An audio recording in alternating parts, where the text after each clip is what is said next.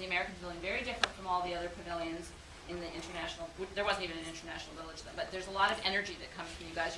Most of you the most excited people to be here. You're not jaded and cynical and old like the rest of everybody that's here. And there's like a buzz in the pavilion because of you guys. And so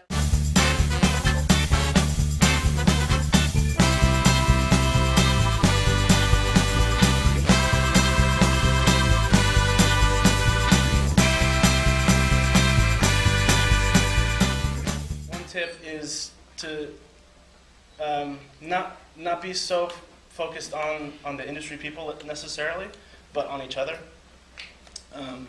If you leave here without any jobs or anything cool, you'll at least have each other. And someone you knew is going to be up there somewhere, and then you'll be in contact, and they'll lead you onto a job. So I think the contact thing is really important in here. Not pay off right away. You know, you may be friends and now you can stay really interconnected and everyone's going to be on Facebook together or something, maybe the big Con 2010 Facebook page. But you know, over time, things may then pay off later because you never know who you're going to be friends with. It is important to know how to promote yourself. So sometimes you have to really get out there and sometimes it comes to you. So I'm kind of both. Student. And he walked up to me, he shook my hand, and he called me by name. And that really impressed me that after 12 years, he knew who I was. That is a skill that is learned, and it is a huge networking kind of thing. Because if you can remember somebody from year to year, and you know them by name, it makes an impression. And the one thing I learned was really, there's a trick to it, and it's the rule of 3. When you meet them, shake their hand and say their name. When you get their card, read the card and say their name. And then make sure at the end of the conversation you thank them for their time and say their name.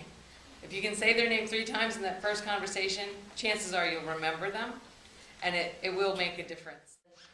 Yeah, just I treat people like how I want to be treated, and I think like all you guys, like you're so talented and have great ideas here.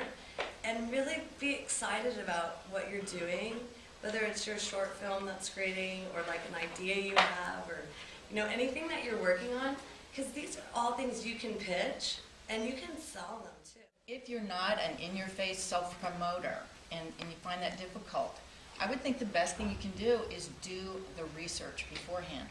There's a ton of information, IMDb. If you have a meeting with someone, or if you'd like to have a meeting with someone, go find out everything you possibly can about that person's history, that person's current productions.